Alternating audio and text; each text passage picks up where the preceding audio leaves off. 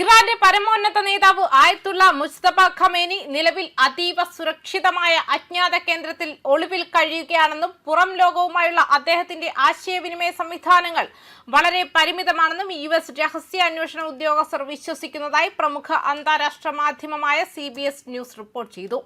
സുരക്ഷാ കാരണങ്ങളാൽ ഡിജിറ്റൽ സംവിധാനങ്ങൾ പൂർണ്ണമായി ഒഴിവാക്കിയ ഖമേനി തന്റെ സന്ദേശങ്ങൾ കൈമാറുന്നതിനും ശത്രുക്കളുടെ നിരീക്ഷണത്തിൽ നിന്നും രക്ഷപ്പെടുന്നതിനുമായി അതീവ രഹസ്യമായ ഒരു ദൂത ശൃംഖലയെയാണ് ആശ്രയിക്കുന്നതെന്നും US ഉദ്യോഗസ്ഥർ വ്യക്തമാക്കുന്നുണ്ട്. ഈ വിഷയവുമായി അടുത്ത ബന്ധമുള്ള US ഉദ്യോഗസ്ഥരെ ഉദ്ധരിച്ചുള്ള റിപ്പോർട്ടുകൾ പ്രകാരം ഇറാന്റെ ഈ അസാധാരണമായ ആശയവിനിമയ രീതി നിലവിൽ അമേരിക്കയും ഇറാനും തമ്മിൽ പുരോഗമിക്കുന്ന അതീവ നിർണായകമായ സമാധാന ചർച്ചകൾക്ക് വലിയൊരു തടസ്സമായി മാറിയിരിക്കുകയാണ്.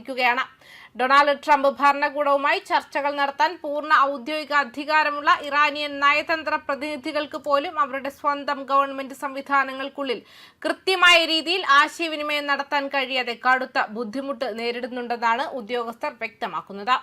അമേരിക്ക എന്തെങ്കിലും പുതിയ സമാധാന നിർദ്ദേശങ്ങളോ കരാറിന്റെ വിശദാംശങ്ങളോ ഇറാൻ പ്രതിനിധികൾക്ക് കൈമാറിയാൽ അതിന് മറുപടി ലഭിക്കാൻ വലിയ തോതിലുള്ള കാലതാമസമാണ് ഉണ്ടാകുന്നത്.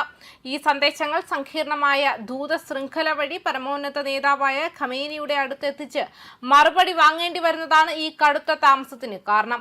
എന്നാൽ ഖമേനിയുടെ നിലവിലെ ഒളിത്താവളത്തെക്കുറിച്ചോ ഇറാന്റെ ആഭ്യന്തര ആശയവിനിമയ രീതികളെക്കുറിച്ചോ പ്രതികരിക്കാൻ വൈറ്റ് ഹൌസ് വക്താവ് വിസമ്മതിക്കുകയാണ് ചെയ്തത്. ഗൾഫ് മേഖലയിൽ US-ഉം ഇസ്രായേലും സംയുക്തമായി നടത്തിയ ഓപ്പറേഷൻ എപ്പിക് ഫ്യൂരി വ്യോമാക്രമണത്തിനിടയിൽ കടുത്ത പരിക്കേറ്റതിനെ തുടർന്നാണ് ഖമേനി തന്റെ സുരക്ഷാ മുൻകരുതലുകൾ ശക്തമാക്കിയതെന്ന് റിപ്പോർട്ടിൽ അവകാശപ്പെടുന്നുണ്ട്. ഈ സൈനിക സംഘർഷം ആരംഭിച്ചതിന് ശേഷം അദ്ദേഹം ഇതുവരെ ഒരു പൊതുവേദിയിലും പ്രത്യക്ഷപ്പെട്ടിട്ടില്ല.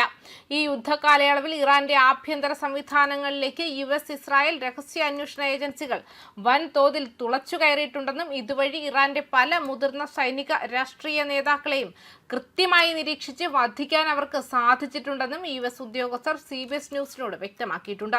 സമാനമായ രീതിയിലുള്ള ആക്രമണങ്ങളെ ഭയന്ന് നിലവിൽ ഭൂരിഭാഗം ഇറാനിയൻ ഉദ്യോഗസ്ഥരും അതീവ സുരക്ഷിതമായ ഭൂഗർഭ ബങ്കറുകളിലേക്ക് മാറിയിരിക്കുകയാണ്.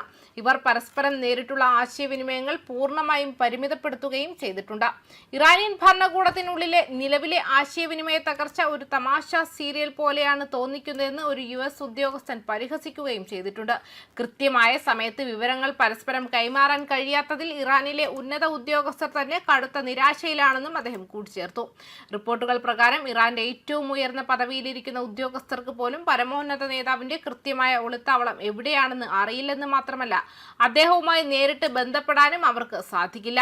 ഇതിനു പകരം അദ്ദേഹത്തിന്റെ സ്ഥാനം രഹസ്യമായി സൂക്ഷിക്കാൻ വേണ്ടി മാത്രം പ്രത്യേകം ചുമതലപ്പെടുത്തിയിട്ടുള്ള ചില ഇടനിലക്കാർ വഴിയാണ് സന്ദേശങ്ങൾ കൈമാറുന്നത്.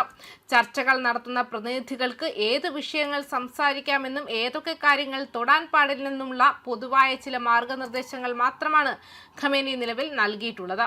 ഈ മന്ദഗതിയിലുള്ള ആശയവിനിമയ പ്രക്രിയ കാരണം സമാധാന ചർച്ചകളിലെ അന്തിമ തീരുമാനങ്ങൾ ഇപ്പോഴും അനിശ്ചിതത്വത്തിൽ തുടരുകയാണ്.